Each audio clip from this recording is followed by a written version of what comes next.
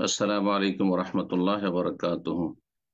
إن الحمد لله نحمده ونستعينه ونستغفره ونعوذ بالله من شرور أنفسنا ومن سيئات أعمالنا. من يهده الله فلا مضل له ومن يضلل فلا هادي له، وأشهد أن لا إله إلا الله وحده لا شريك له، وأشهد أن محمدا عبده ورسوله صلى الله تعالى عليه وعلى آله وصحبه وسلم تسليما كثيرا. أما بعد، أعوذ بالله من الشيطان الرجيم. يا أيها الذين آمنوا كتب عليكم الصيام كما كتب على الذين من قبلكم لعلكم تتقون أياما معدودات। সম্মানিত শ্রোতা দর্শক মণ্ডলী, যে যেখান থেকে আমাদের সাথে আজকে যুক্ত হয়েছেন, আপনাদের সকলকে জানাই আহলান ওয়া সাহলান ওয়া মারহাবান। রমজানুল মোবারক আপনাদের জন্য, আমাদের জন্য, সকল মুসলিমের জন্য, সারা বিশ্বের সমস্ত ভালো মানুষদের জন্য আল্লাহ যেন মোবারক করুন এবং যারা মন্দ, খারাপ এবং খারাপ পথে রয়েছে তাদেরকে ফিরে আসার তৌফিক দান করেন, তাদেরকে সঠিক বুঝ দান করেন, তাদের অনিষ্ট থেকে আল্লাহ ভালো মানুষদের হেফাজত করেন। আমরা যেমনটা আপনারা বিজ্ঞাপনে দেখেছেন যে এই রমজানের কয়েকটি সপ্তাহ যে রয়েছে, এই মোবারক সময়গুলিতে যে সাপ্তাহিক আমাদের জুমের প্রতি রবিবারে দর্শ হবে, তাতে রমজানের ইবাদত বন্দেগীর জন্য ইফতার, তার সাথে তারাবি, এসবের কারণে সময় পরিবর্তন এসেছে এবং আমাদের আলোচনার বিষয়বস্তু রমজান এবং সিয়াম কেন্দ্রিক হবে। তো আমরা ধারাবাহিক যতটুকু সম্ভব হবে এই অল্প সময়, যে আমাদের আধা ঘন্টা দর্শ হয়ে থাকে, তারপরে প্রশ্ন উত্তর পর্ব হয়ে থাকে, আমরা সিয়াম ও রমজান নিয়ে আলোচনা করব। কারণ এই বিষয়টি এই সময়গুলিতে জানা প্রত্যেক মুসলিমের জন্য ফরজ। যার জানা আছে তার জ্ঞানের নবায়ন করবে, তাতে নতুনত্ব নিয়ে আসবে, আবার শুনবে, আবার পড়বে, যাতে করে কোনো রকমের ভুল না হয় বা কোনো কিছু ভুলে না যায়। আর যারা জানেন না তাদের জন্য জানা ফরজ, সুতরাং তারা জানবে। এই উদ্দেশ্যে আমরা ইনশাআল্লাহ সিয়াম এবং রমজান সম্পর্কে বিভিন্ন দিক নিয়ে আলোচনা করব। আল্লাহ রাব্বুল আলামিন যেন আমাদের সিয়াম কিয়াম কবুল করেন, এই রমজান মাসের ফরজ, নফল, সুন্নাত, মুস্তাহাব সমস্ত ইবাদত বন্দেগী যথাযথ সম্পাদনে তৌফিক দান করেন, গাফিলতি আল্লাহ দূর করেন এবং ত্রুটি আল্লাহ মাফ করেন। আল্লাহ রাব্বুল আলামিন অগ্রগামীদের সাথে সামিল হওয়ার তৌফিক দান করেন। এই রমজানের সিয়াম যে সম্পর্কে আলোচনা করব, সিয়াম এবং রমজান, আজকে বিশেষ করে সিয়াম আর রমজানের ফাজাইল, মহত্ব, গুরুত্ব, এসব নিয়ে আলোচনা করবো ইনশাআল্লাহ তাআলা। শুরু করি কোরআনে কারীমের সিয়াম ও রমজান সংক্রান্ত আয়াতগুলি দিয়ে। মহান আল্লাহ সূরা বাকারা আয়াত নম্বর 183 থেকে 187-তে সিয়াম এবং রমজান সম্পর্কে সংক্ষেপে কিছু বিষয় বর্ণনা করেছেন এবং তার বিস্তারিত তাফসীর, ব্যাখ্যা, বিশ্লেষণ রাসূলুল্লাহ সাল্লাল্লাহু আলাইহি ওয়াসাল্লামের সুন্নাহ হাদিসে রয়েছে। যেমন কোরআনে কারীমের আয়াত থেকে যেসব বিধিবিধান প্রমাণিত হয়, মেনে নেওয়া ফরজ, পালন করা ফরজ, তেমনি রাসূলুল্লাহ সাল্লাল্লাহু আলাইহি ওয়াসাল্লামের সুন্নাহ দ্বারা, হাদিস দ্বারা, সহিহ হাদিস দ্বারা, গ্রহণযোগ্য হাদিস দ্বারা যা প্রমাণিত তা মেনে নেওয়া ফরজ। আল্লাহ রাব্বুল আলামিন সূরা বাকারা আয়াত নম্বর 183-তে বলছেন, আল্লাহ রাব্বুল আলামিন, ইয়া আইয়ুহাল্লাযীনা আমানু কুতিবা আলাইকুমুস সিয়াম, হে ঈমানদারগণ, তোমাদের উপর সিয়ামকে ফরজ করা হয়েছে। কুতিবা শব্দ আল্লাহ রাব্বুল আলামিন এখানে উল্লেখ করেছেন। আরো কিছু ইসলামের ফরজ, ওয়াজিব, বিধিবিধানের ক্ষেত্রে কুতিবা শব্দটি ব্যবহার করা হয়েছে। কুতিবা আলাইকুমুল কিসাসু ফিল কতলা, কিসাসকে ফরজ করা হয়েছে। হত্যার ঘটনা যদি কোথাও ঘটে, হত্যাকারী যে খুনি, তার জন্য। এবং কুতিবা আলাইকুমুল কিতাল, সশস্ত্র লড়াই আল্লাহ ফরজ করেছেন, কিন্তু তার শর্ত রয়েছে। যেমন সিয়াম ফরজ করেছেন, তার কিছু শর্ত রয়েছে। সালাত ফরজ করেছেন, তার শর্ত রয়েছে। কেসাস ফরজ করেছেন, তারও শর্ত রয়েছে। কেসাস কোন পাবলিক, সাধারণ মানুষ, কোন আলেম, কোন সংগঠনের নেতা বাস্তবায়ন করতে পারেন না, সেটা করবে সরকার। ঠিক ওই রকমই যেসব শর্তগুলি বিভিন্ন ইবাদতবন্দেগীর জন্য রয়েছে, সেগুলি অবশ্যই আমাদেরকে লক্ষ্য রাখতে হবে। তো মহান আল্লাহ এই ক্ষেত্রে বলছেন, কুতিবা আলাইকুমুস সিয়াম, তোমাদের উপর সিয়ামকে ফরজ করা হয়েছে। সিয়াম যাকে বাংলা ভাষায় উর্দু ফার্সি থেকে নিয়ে রোজা বলা হয়ে থাকে, এই জন্য অধিকাংশ মানুষ আমাদের দেশে সিয়াম হয়তো বুঝে না। তবে আলহামদুলিল্লাহ সেই আকীদা মানহাজ যারা গ্রহণ করেছেন তারা বুঝেন, এবং শরীয়তের সেই পরিভাষাটি পরিবর্তন না করে সেটাই বলাটাই হচ্ছে শ্রেয় উত্তম। কিন্তু যদি কেউ সিয়ামকে রোজা বলে, না জায়েজ কিছু নয়। এইরকমই সালাদকে সালাদ বলাটাই উচিত এবং সেটাই উত্তম। কিন্তু কেউ যদি নামাজ বলে মানুষকে বোঝানোর জন্য, তাতে কোনো অসুবিধা নেই। যেমন জাকাত বলছেন আরবি ভাষায়, হজ বলছেন আরবি ভাষায়, ওমরা বলছেন কোরআন হাদিসের ভাষায়, ঠিক ওই রকমই সিয়াম ও সালাদ বলবেন। জি, এটাই বেশি উত্তম। আল্লাহ সিয়াম ফরজ করেছেন। সিয়ামের শাব্দিক অর্থ কি? সিয়ামের শাব্দিক অর্থ হচ্ছে আলিম সাক, বিরত থাকা। বিরত থাকা, কিসে থেকে বিরত থাকতে হবে? সিয়াম ভঙ্গকারী বিষয়গুলি থেকে বিরত থাকতে হবে। সিয়াম অবস্থায় শুভ সাদেক ফজর থেকে শুরু করে সূর্য অস্ত হওয়া পর্যন্ত, এটা হচ্ছে সিয়াম রোজার সময়কাল। সুম্মা আতিমুস সিয়াম ইলাল লাইল, আল্লাহ বলছেন রাত আগমন পর্যন্ত সিয়ামকে পূর্ণ করতে হবে, মানে সূর্য অস্ত হওয়া পর্যন্ত। এতে বিরত থাকতে হবে।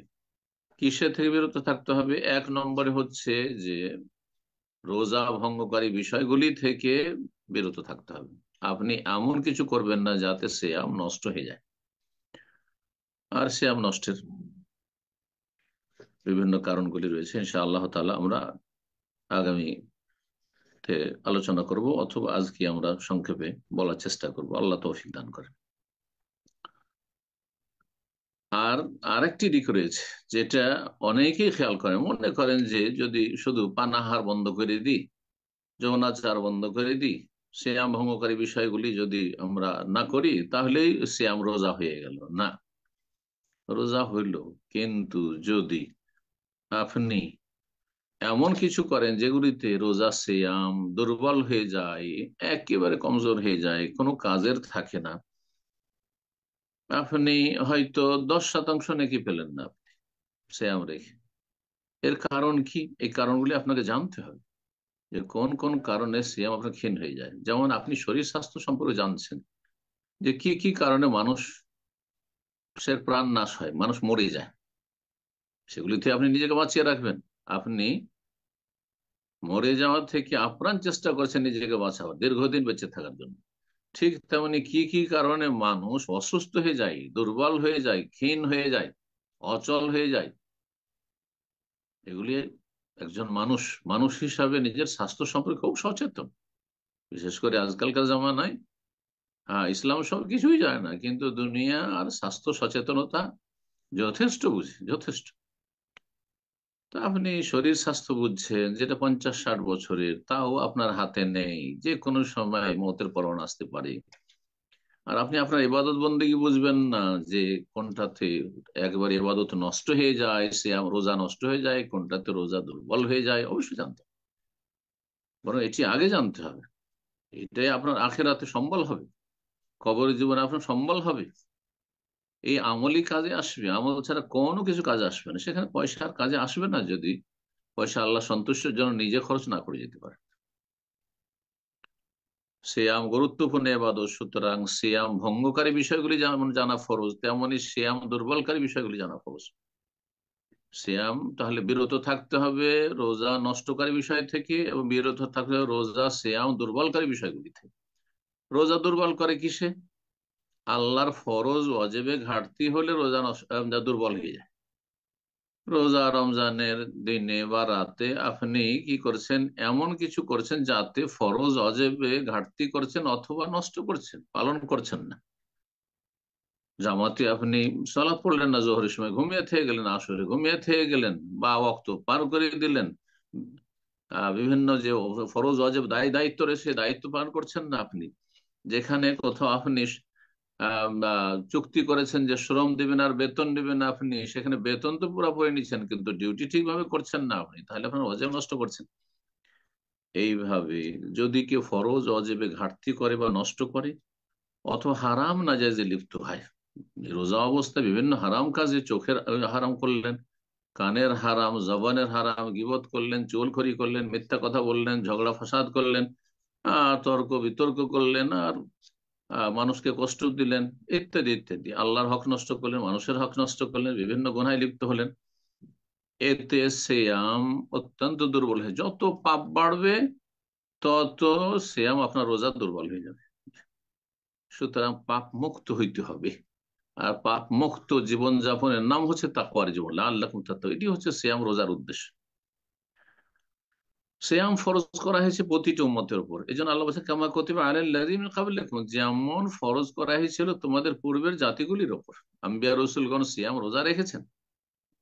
তাহলে এটি প্রাচীন যুগ থেকে এই বিধান চলে আসছে, মানুষের রুহানিয়াতের উন্নতির জন্য এবং আত্মার পরিশুদ্ধির জন্য সিয়ামের ইবাদত অত্যন্ত গুরুত্বপূর্ণ ভূমিকা রাখে, লাআল্লাকুম তাত্তাকুন, যাতে করে তোমরা পাপ মুক্ত হইতে পারো। এই সিয়ামের মাঝে মধ্যে আপনি শরীরকে পানাহার থেকে বিরত রাখলেন। হ্যাঁ, পানাহারের ক্ষেত্রে আপনি কিছু নিয়ম নীতি মালা পালন করলেন, যে আল্লাহ বলেছেন সিয়ামের আহ, আপনার সিয়ামের পদ্ধতিতে, অর্থাৎ রোজা রেখে, এর মাধ্যমে তাকওয়া হবে। কারণ যেই কাজগুলি থেকে আপনি বেঁচে থাকছেন রোজা অবস্থায়, সেই কাজগুলি অন্য সব সময়, রোজা রাতে হালাল, তারপর সারা বছর 11 মাস দিন রাত সবসময় হালাল, কিন্তু রোজা অবস্থায় সেই কাজগুলি আপনি করছেন, আপনাকে লক্ষ টাকা দিলেও আপনি করবেন না। কিসের জন্য? এই ইবাদতটি যাতে আপনার সুন্দর হয়, কবুল হয়। তাহলে যেগুলি সবসময় হারাম, যেগুলি সবসময় হারাম, আল্লাহর হক নষ্ট করা হারাম, মানুষের হক নষ্ট করা হারাম, বাবা মাকে কষ্ট দেওয়া হারাম, স্ত্রীকে কষ্ট দেওয়া হারাম, স্বামীকে কষ্ট দেওয়া হারাম, মোমেন মুসলিম ভাইকে কষ্ট দেওয়া হারাম, মানুষ মানুষ হিসাবে সম্মানের অধিকার রাখে, তাদের অধিকার রয়েছে, সুতরাং কোনো মানুষকে কষ্ট দেওয়া হারাম। ওয়াকুলু লিন্নাসি হুসনা, যে কোনো মানুষের সাথে ভালো কথা বলো, ভালো আচরণ করো। এই ক্ষেত্রে এগুলি সবসময় কিন্তু হারাম। তাহলে যেগুলি সবসময় হারাম সেগুলি থেকে আপনাকে বাঁচতে হবে, এটা আরো গুরুত্বপূর্ণ। আর এই ট্রেনিং, এই প্রশিক্ষণ হয়ে থাকে সিয়ামের মাধ্যমে। সারাদিন আপনি পানাহার থেকে বিরত থাকলেন, যৌনাচার থেকে বিরত থাকলেন, বিভিন্ন রোজা ভঙ্গকারী বিষয়গুলি থেকে বিরত থাকলেন, এর মাধ্যমে আপনি যেন প্রশিক্ষণ নিচ্ছেন, তাকওয়া অর্জন করছেন। আল্লাহ যেন তৌফিক দান করেন। যদি আপনার এই রোজা রেখে আপনি অতীতে যে পাপগুলি ছিল সেগুলি থেকে মুক্ত হইতে পারেন, বাঁচতে পারেন, তাহলে আল্লাহ তাত্তাকুন, আপনার শ্রম সার্থক হলো, আপনার ইবাদত সার্থক হলো। না হলে এই রোজা পরম্পরা, রোজা সিয়াম হলো কিন্তু সার্থক হলো না। আল্লাহ বলছে আইয়ামা মাদুদাত, মাত্র কয়েকদিনের রোজা। তার মধ্যে ফামান কানা মিনকুম মারিদান, তোমাদের মধ্যে কেউ যদি অসুস্থ থাকে আও আলা সাফার, অথবা সফরে থাকে, তাহলে কষ্ট হইতে পারে রোজা রাখলে। সেই জন্য আল্লাহ বলছেন যে এমন অসুখ অথবা এমন সফর যাতে কষ্ট হয়, যদি এমনটা হয়, তাহলে ফাইদ্দাতু মিন আইয়ামিন উখার, যে কয়দিন সফরে থাকবে, যে কয়দিন অসুস্থ থাকবে, সেই সংখ্যাগুলি, গণনাগুলি পুরা করে নেবে, অন্য দিনে রোজা রেখে নেবে অন্য মাসে। আল্লাহ রাব্বুল আলামিন এই রোজা ফরজ করেছেন তারপরে আয়াত দিয়ে, যেখানে রমজান মাসে কোরআন নাজিল হওয়ার কথা আল্লাহ বলে শাহরু রমাদান আল্লাযী উনজিলা ফীহিল কোরআন, তারপরে আল্লাহ বলছেন ফামান শাহিদা মিনকুমুশ শাহরা ফালিয়াসুম, এই রমজান মাস কেউ যদি পেয়ে যায়, রমজান মাসে উপস্থিত হয়ে যায়, রমজান মাসে মুকিম অবস্থায় থাকে, মুসাফির নয়, অসুস্থ নয়, ফালিয়াসুমহু, তাহলে অবশ্যই যেন সে রোজা রাখে, অবশ্যই সিয়াম পালন করে।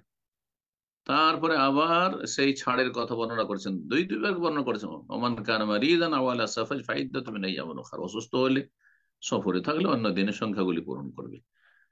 এই রোজা মানুষকে আযাব দেওয়া নয়, শাস্তি দেওয়া নয়, পানিশমেন্ট নয়, কষ্ট দেওয়া উদ্দেশ্য নয়। ইউরিদুল্লাহ বিকুমুল ইউসর, আল্লাহ সহজ করতে চান।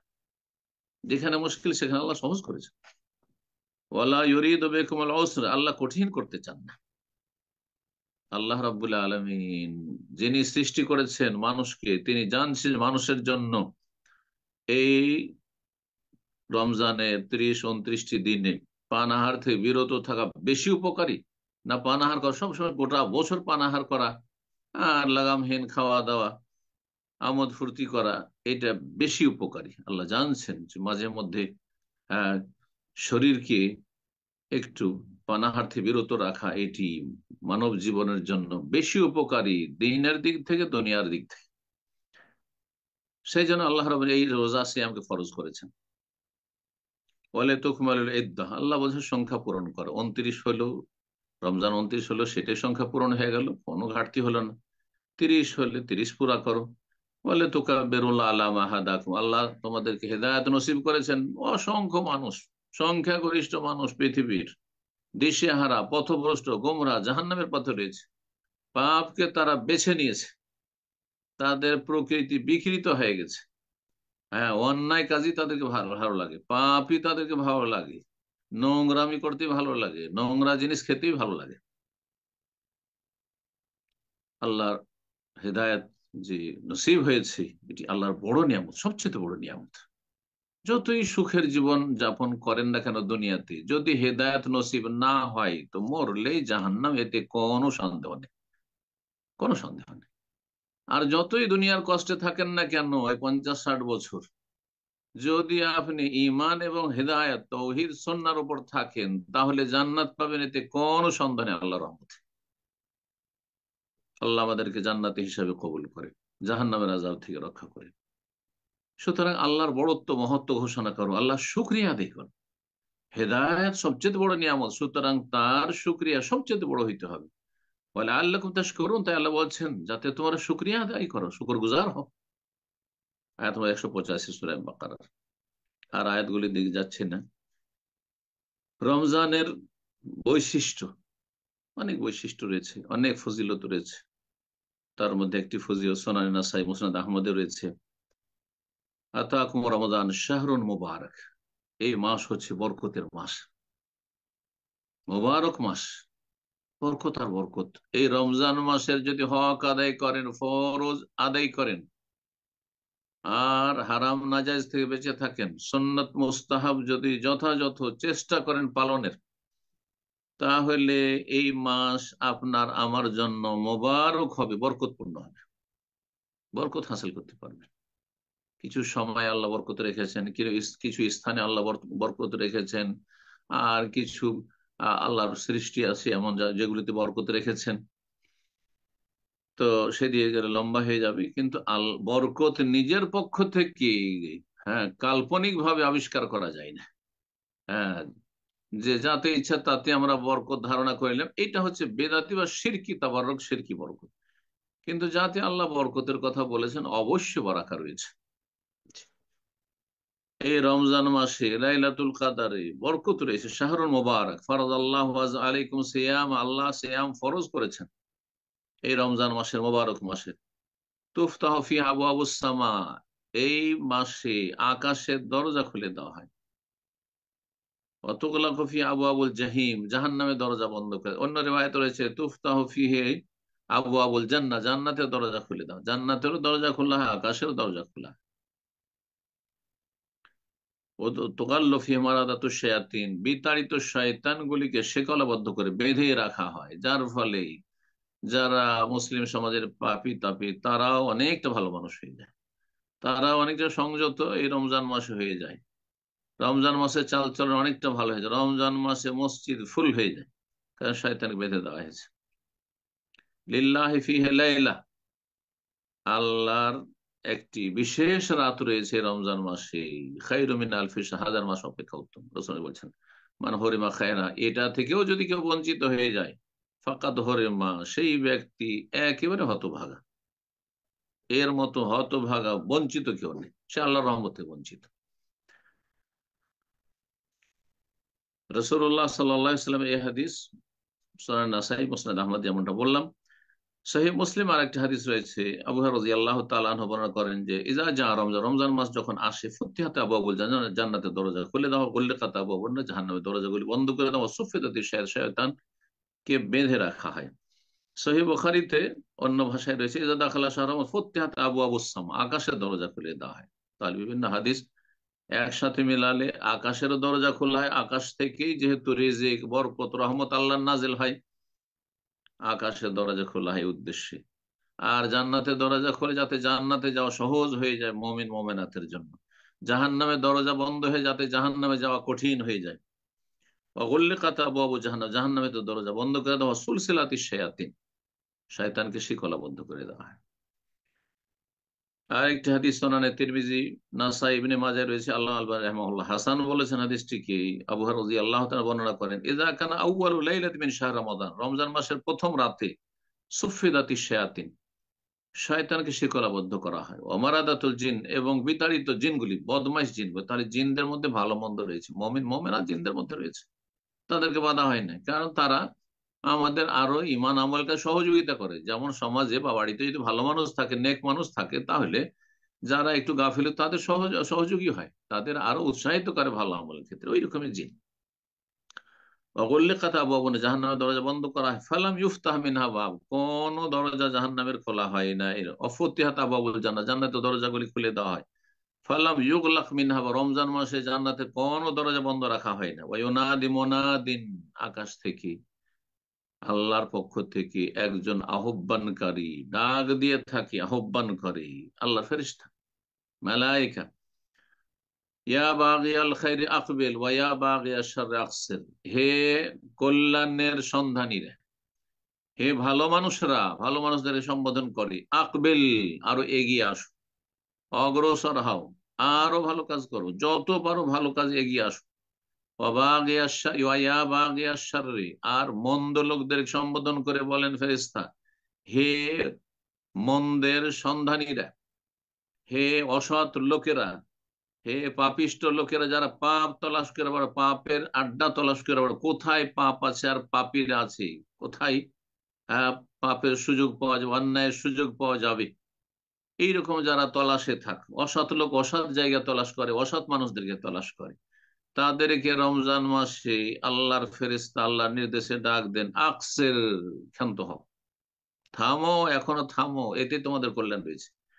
ওয়ালিল্লাহি ওয়া তাকাও মিনান নার, আর আল্লাহ এই রমজানের প্রত্যেকটি রাত, জালিকা কুল্লাইল, প্রত্যেক রাতে অসংখ্য মানুষকে জাহান্নাম থেকে মুক্তি দিয়ে থাকে।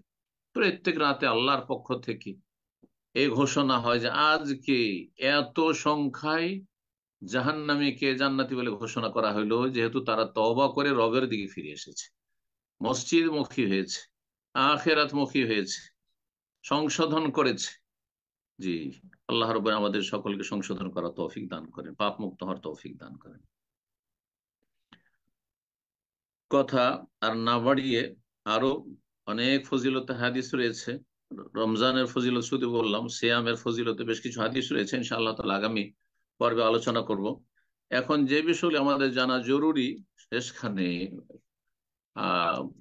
বলে দিই, কারণ রমজানের শুরু থেকে এগুলির প্রয়োজন আমাদের হবে, তা হচ্ছে কোন কোন কারণে সিয়াম নষ্ট হয়। সিয়াম ভঙ্গের 7টি কারণ রয়েছে, 7টির মধ্যে একটিতে দ্বিমত রয়েছে, কারো কাছে সেটি সিয়াম ভঙ্গকারী বিষয়, কারো কাছে সেটি সিয়াম ভঙ্গকারী বিষয় নয়। জি, প্রথম যাতে সিয়াম বা রোজা নষ্ট হবে তা হচ্ছে রোজা অবস্থায় স্বামী স্ত্রী মিলন, যৌনাচার করা। স্বামী স্ত্রী মিলন যদি করে কেউ, তো সেই ব্যক্তি এত বড় অপরাধ করলো যেটি কাবিরা গুনাহ, এবং এই কাবিরা গুনাহ থেকে মুক্তি লাভের জন্য, তওবার জন্য 3টি কাজ তাকে করতে হবে। বড় কাবিরা গুনাহ করলো, সহবাস করে কেউ রোজা নষ্ট করলো, আর আরেকজন পানাহার করে নষ্ট করলো। যে ব্যক্তি পানাহার করে রোজা, রমজানে পানাহার করে রোজা নষ্ট করলো, তার চাইতে অনেক বড় কাবিরা গুনাহ ওই ব্যক্তি করলো যে ব্যক্তি সহবাসের মাধ্যমে রোজা নষ্ট করলো। আল্লাহ রাব্বুল সূরা বাকারা আয়াত নম্বর 187 তে বলছেন, এদিকে ইঙ্গিত করে, ওহিল্লা লাকুম লাইলাতাস সিয়ামির রাফাসু ইলা নিসাইকুম, তোমাদের জন্য রমজানের রাতগুলিতে তোমাদের স্ত্রীদের সাথে যৌনাচারকে হালাল করা হয়েছে, রাতে হালাল করা হয়েছে। তার মানে এর বিপরীত অর্থ, হ্যাঁ, মফহুম মুখালিফ, যেটিকে ফুকাহায়ে কেরামদের ভাষায় বলা হয়, বিপরীত অর্থ হচ্ছে যে দিনের বেলা হারাম করা হয়েছে, রাতে যখন হালাল করা হয়েছে যৌনাচার, স্বামী স্ত্রী মিলন, তাহলে দিনের বেলা হারাম করা হয়েছে, এই হারাম কাজ করলো। এই হারাম কাজ করে কেউ যদি রোজা ভঙ্গ করে তাহলে তাকে তিনটি কাজ করে মুক্তি লাভ করতে হবে। একটি হচ্ছে কাফফারা দেওয়া, আর এই কাফফারা হচ্ছে মোগাল্লাজা, শক্ত কাফফারা। তা হচ্ছে অবিরাম একটানা 60টি রোজা রাখা, 60টি রোজা রাখতে হবে। এই নয় যে আমি রোজা রাখতে কষ্ট হচ্ছে, অথবা এটা তো অনেক বেশি, আমি 60 জন মিসকিন খাওয়াই দেবো, চলবে না, ওলামারা বলছে। কারণ নবী সাল্লাল্লাহু আলাইহি ওয়াসাল্লাম বলেছেন, যেই ব্যক্তি রোজা রাখতে পারবে সে দ্বিতীয়টাতে যেতে পারবে না। জি। আর আপনি রমজান মাসে যখন রোজা রাখতে পারছেন, আর সেই রোজা নষ্ট করেছেন, আপনি সুস্থ আছেন, সবল আছেন, রমজানের পুরো রোজা রাখতে পারছেন, এমন না যে একেবারে অচল রোগী, হ্যাঁ, তাহলে আপনি কাফারাও রাখতে পারবেন। 60টি রোজা রাখতে হবে, কোনো বিরতি দেওয়া চলবে না। শাহরাইন মুতাতাবিআইন হাদিসে রয়েছে। একমাত্র যদি মাঝখানে বেশি অসুস্থ হয়ে যায় অথবা সফরে যেতে বাধ্য হয়, তাহলে যেই কয়দিন সফরে থাকবে, অসুস্থ থাকবে, হ্যাঁ, বিরতি দিবে, তারপর আবার তাকে রোজা শুরু করতে হবে, একটানা 60টি রোজা রাখতে হবে। এটি হচ্ছে কাফফারা। দ্বিতীয় হচ্ছে কাজা, একটি রোজা নষ্ট করেছে, একটি কাজা করে, তাহলে 100টি রোজা রাখতে হইল। তৃতীয় হচ্ছে খালেস অন্তর থেকে তওবা করা। স্ত্রী যদি সম্মতি থাকে তাহলে তাকেও কাফফারা দিতে হবে, এবং তাকেও কাজা করে তাকে তওবা করতে হবে। তার সম্মতি না থেকে থাকে, যদি তারপর জবরদস্তি করা হয়ে থাকে, তাহলে সে মাজুর, হ্যাঁ, তাহলে আল্লাহ তাকে পকড়াও করবেন না, তার রোজাও নষ্ট হবে না। জি। দ্বিতীয় রোজা ভঙ্গকারী বিষয় হচ্ছে ইচ্ছাকৃত বীর্যপাত করা। যেহেতু সেটা তেও সে বীর্যপাত করলো, সেটা যেভাবে হোক না কেন, হস্তমৈথুনে হোক অথবা নিজে আহ, এমন কিছু করলো যাতে উত্তেজিত হয়ে আর নিজেকে আয়ত্ত রাখতে পারলো না, যার ফলে বীর্যপাত হয়ে গেল, তাতেও রোজা নষ্ট হবে, তাতেও কাবিরা গুনাহ, কারণ সে ইচ্ছাকৃত এই কাজ করলো। তৃতীয় রোজা ভঙ্গকারী বিষয় হচ্ছে পানাহার করা। আল্লাহ রাব্বুল ইরশাদ করেছেন সূরা বাকারার আয়াত নম্বর 187-তে, ওয়াকুলু ওয়াশরাবু হাত্তা ইয়াতাবায়ানা লাকুমুল খাইতুল আবিয়াদ মিনাল খাইতিল আসওয়াদ মিনাল ফাজর, তোমরা পানাহার করো যতক্ষণ পর্যন্ত শুভ সাদেক না হয়েছে। তাহলে রাত্রে পানাহারকে আল্লাহ হালাল করেছেন, কিন্তু দিন হয়ে গেলে, শুভ সাদেক হয়ে গেলে, ফজর হয়ে গেছে, পূর্ব আকাশ চওড়া ভাবে ফর্সা হয়ে গেছে, মাতি মুসিয়াবা, তখন থেকে শুরু করে রাত আসা পর্যন্ত, মানে সূর্য অস্ত হওয়া পর্যন্ত রোজা সম্পন্ন করো। তো দিনে পানাহার করে যদি কেউ রোজা নষ্ট করে, সেই ব্যক্তি কাবিরা গুনাহ করলো, তাকে তওবা করতে হবে এবং কাজা করতে হবে, এবং তওবার যে শর্ত রয়েছে সেই শর্তগুলি পুরা করতে হবে। গোনা বন্ধ করবে, এই নয় যে বারবার সে এভাবে রোজা নষ্ট করছে পানাহার করে, বা অন্য রোজা ভঙ্গকারী তার মধ্যে কারণ নিয়ে আসে। আর তো গোনা বন্ধ করবে, অনুতপ্ত লজ্জিত হবে এবং আগামীর জন্য প্রতিজ্ঞা করবে। 4 নম্বর রোজা ভঙ্গকারী বিষয় এমন কাজ যেটি পানাহারের কাজ করে। পানাহার কাজ করে যেমন স্যালাইন ব্যবহার করা, হয়তো খাবার খাচ্ছে না মুখ দিয়ে, কিন্তু খাবারের কাজ হচ্ছে শরীরের অন্য জায়গায় দিয়ে তাকে খাবার পুশ করা হচ্ছে, তাতে রোজা নষ্ট হয়ে যাবে। 5 নম্বর রোজা ভঙ্গকারী বিষয় হচ্ছে ইচ্ছাকৃত বমি করা। তাহলে অনিচ্ছাকৃত কারো যদি বমি হয়, মাথা চক্কর দিয়ে উঠলো, বমি হয়ে গেল, তাতে রোজা নষ্ট হবে না। এই বিষয়ে আমাদের দেশে খুব ভুল মানুষের কাছে ধারণা রয়েছে, বিশেষ করে বিদাতি সমাজে বা মূর্খ সমাজে। বমি হইলে রোজা নষ্ট না, বমি হলে রোজা নষ্ট হয় না, বরং বমি ইচ্ছা করে করলে রোজা নষ্ট হয়। কেউ মুখের ভিতরে হাত দিল আর তারপর বমি করলো, তাতে রোজা নষ্ট হবে। 6 নম্বর যাতে রোজা নষ্ট হবে, হাম্বেলি মজহাবে আর কিছু ওলামায়ে কেরামদের মত, কিন্তু অধিকাংশ ওলামায়ে কেরাম জাহিবের ফতোয়া হচ্ছে তাতে রোজা নষ্ট হবে না। সেটা হচ্ছে হেজামা করা, সিঙ্গা লাগানো। তবে উত্তম হচ্ছে যদি সিঙ্গা লাগাইতে হয় রমজান মাসে, রাতে লাগাবেন। মাসলায় যেহেতু ইখতলাফ রয়েছে, তো আপনার রোজা ভঙ্গ হওয়ার এই ঝুঁকি কেনই বা নিতে যাবেন। সুতরাং আপনি দিনে যথাসাধ্য চেষ্টা করবেন যে আপনার হেজামা বা সিঙ্গা না লাগাতে হয়। 7 নম্বর রোজা ভঙ্গকারী বিষয় যেটি মহিলাদের সাথে খাস, আর তা হচ্ছে বা রোজা অবস্থায় যদি মাসিক শুরু হয়ে যায়, একেবারে সূর্য ডুবতে যাচ্ছে তার 2-4 মিনিট আগে মাসিক শুরু হয়ে গেল, তাহলে সাথে সাথে রোজা নষ্ট হয়ে গেল। এটা মানুষের এখতিয়ারে নয়, আল্লাহর ইচ্ছায়।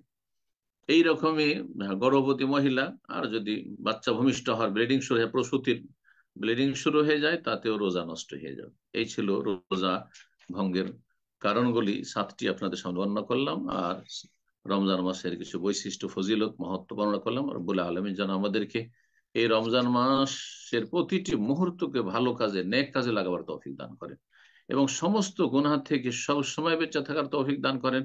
এবং রমজান মাসে গুনাহ থেকে বেঁচে থাকার জন্য আল্লাহ রাব্বুল আলামিন সত্যিকারের প্রশিক্ষণ, তরবিয়ত নেওয়ার তৌফিক দান করেন। লাআল্লাকুম তাত্তাকুন, যাতে করে তোমরা সংযত হইতে পারো, পাপ মুক্ত হইতে পারো, তাকওয়া অর্জন করতে পারো। এই উপকারিতা যেন আমরা এই রমজান মাসের সিয়াম থেকে এবং অন্য ইবাদত বন্দেগী থেকে আমরা গ্রহণ করতে পারি, রব্বুল আলামিন আমাদের জন্য সহজ করেন, তৌফিক দান করেন। ওয়াজাকুমুল্লাহু খাইরান ওয়া সাল্লাল্লাহু ওয়া সাল্লামা আলা নবিয়িনা মুহাম্মদ ওয়া আলা আলিহি ওয়া সাহবিহি আজমাইন।